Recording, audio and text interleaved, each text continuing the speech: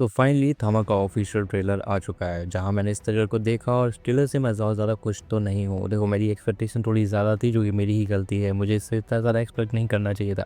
मुझे लगा मूवी काफ़ी कुछ दिखाएगी, काफ़ी सीरियस टोन पे जाएगी, मूवी में काफ़ी अच्छे तरीके से क्लासिक कॉमेडी देखने को मिलेगी और ये अपने जो यूनिवर्स उसको आगे भी बढ़ाएगी।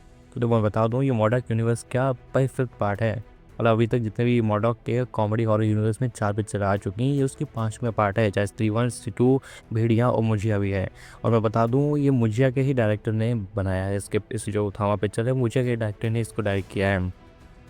इन सब चीज़ों पे भी थोड़ी देर में बात करेंगे, लेकिन पहले बात कर लेते हैं भाई ट्रेलर के ऊपर। ये ट्रेलर कैसा है और ट्रेलर में हम लोग को क्या क्या देखने को मिल रहा है। तो देखो, हम लोग को जो आयुष्मान खुराना है वो इस पिक्चर में आलोक के कैरेक्टर को प्ले कर रहे हैं। इस पिक्चर में उनके डबल रोल होने वाला है, जो कि हम लोग इस चीज़ को पहले भी बात कर चुके थे टीजर को लेकर भी, कि इस पिक्चर में हम लोग का डबल रोल होगा। पहला रोल जो हम लोग को पास्ट में दिखाया जाएगा, दूसरा रोल जो हमको प्रेजेंट टाइम में दिखाया जाएगा। पास्ट वाला हो सकता है वैम्पायर ऑलरेडी, क्योंकि रश्मिका मंदाना से ऑलरेडी प्रेम करता होगा, जो कि बाद में चल के वैम्पायर बन जाएगा। क्योंकि मुझे याद है कि पिक्चर में एक सीन है जिसमें शायद वो भालू से लड़ रहा होता है और वहाँ पर बहुत अच्छा खासा पिट रहा था। हो सकता है तो भालू वाली फाइट सीक्वेंस से बहुत अच्छा खासा पिट जाए, वो किसी जंगल वंगल में जा रहा हो या फिर उसी जगह पे जा रहा हो जहाँ पे रश्मिका मंदाना रहती हो, या वो रुकी हो या छुपी हो, जो भी है।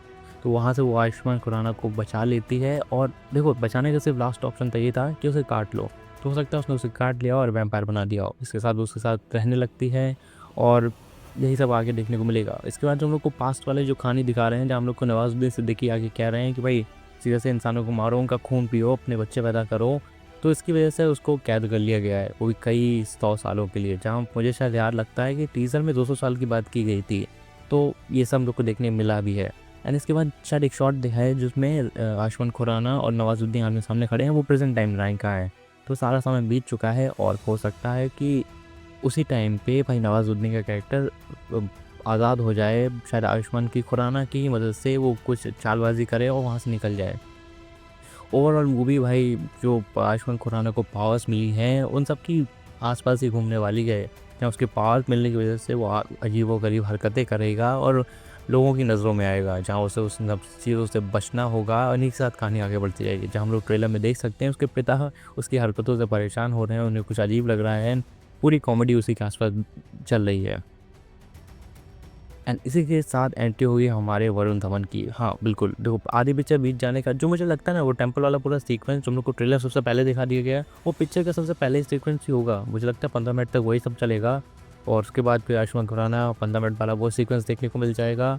एंड आधे घंटे तक भी मुझे लगता है, आधे घंटे 45 मिनट में हम लोग का आयुष्मान खुराना वैम्पायर बन जाएगा, जहाँ वो अपनी शक्तियों को एक्सप्लोर करेगा, चीज़ों को ढूंढेगा और खून की तलाश में निकल जाएगा, क्योंकि उसे खून चाहिए होगा। एंड इसी बीच हम लोग की एंट्री होगी भाई हमारे वरुण धवन की, जो कि वेयरवुल्फ बन चुके हैं, बढ़िया लेवल पे भेड़िया बन रहे हैं। क्योंकि देखो, वरुण धवन का कैरेक्टर जितना ज़्यादा ताकतवर बनेगा उतना ही ज़्यादा अपने आप को मॉडिफाई भी करता जाएगा। मुझे नहीं लगता मॉडिफाई हुई सही शब्द होगा, मुझे लगता है इसका एक नया सही दूसरा शब्द है, बट मुझे इसमें हिंदी वर्णमाला से वो शब्द याद नहीं आ रहा है। तो ओवरऑल वो अपने आप को काफ़ी ज़्यादा सही और बेहतर करता जाएगा। एंड इसके बाद हम लोग को भाई भेड़िया वर्सेस वैम्पायर की लड़ाई देखने को मिलेगी। तो वरुण धवन और आयुष्मान खुराना के हो सकता है वो लास्ट क्लाइमेक्स फाइट नहीं हो, बीच में ही वो इंटरवल के आसपास दिखा सकते हैं कि हाँ वरुण धवन की एंट्री हो रही है। क्योंकि लास्ट क्लाइमेक्स फाइट में मुझे ऐसा लगता है कि भाई रश्मिका मंदाना का कैरेक्टर है, हमारे आयुष्मान खुराना का कैरेक्टर है और ये वरुण धवन, तीनों हो सकता है भाई पूरा ट्रिनिटी वाला रोल देखने को मिले। आसपास काफ़ी अच्छी सी लड़ाई हो आयुष्मान खुराना से। मूवी की एक सीक्वेंस बहुत अच्छी है। एक तो वो फाइट वाला सीक्वेंस जहाँ वो ऑलरेडी आयुष्मान खुराना को भेज फेंकता है और वो खून का गोल आता है, वो अच्छे तरीके से दिखाया गया है, वो मुझे बहुत अच्छा लगा। और भी मूवी कई सारे सीक्वेंस है। मूवी की कलर ग्रेडिंग कितनी कितनी सही है भाई, मतलब एकदम बढ़िया से नियॉन लाइटिंग आपके चेहरे पर पड़ रही है, काफ़ी ब्राइट लाइट है।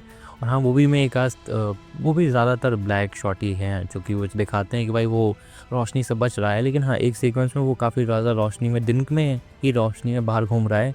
क्या उसने अच्छे खासे कपड़े पहन रखे हैं और पूरे शरीर को ढक रखा है, पर चेहरे का क्या, मुझे जहाँ तक दिखाई दे रहा है शायद उसने चेहरे में कुछ भी नहीं लगा रखा।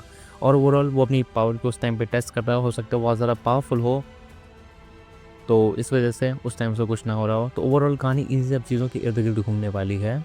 तो एंड आते आते सब कुछ सही होगा नहीं होगा क्या होगा, पर इतना है वरुण धवन के कैमियो के साथ इस कहानी को आगे बढ़ाना ही पड़ेगा। उन्हें अपनी स्टोरी को आगे बढ़ाना ही पड़ेगा, चाहे कुछ भी कर ले। उन्हें यूनिवर्स को तो आगे बिल्ड करना ही है ना।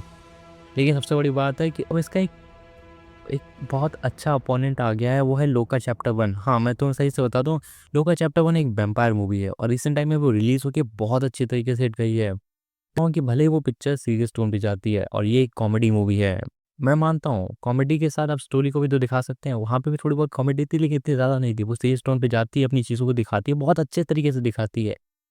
और लाइक अपने पूरे यूनिवर्स के लिए उन्हें जो चाहिए फ्यूचर को बिल्ड करने के लिए चीज़ों को सेटअप करती है, छोटे-छोटे की फ्रेम सेटअप करती है, हर एक चीज़ को अच्छे से दिखा देती है।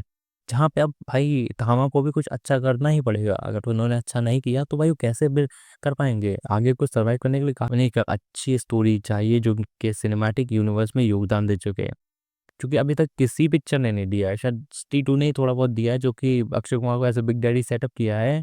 और हाँ, थोड़े बहुत रेफरेंस दिए थे हम लोग को वरुण धवन का आने के लिए कि वो वरुण धवन ने लास्ट मूवी में कहा भी था कि उन्हें दिल्ली जाना होगा कुछ।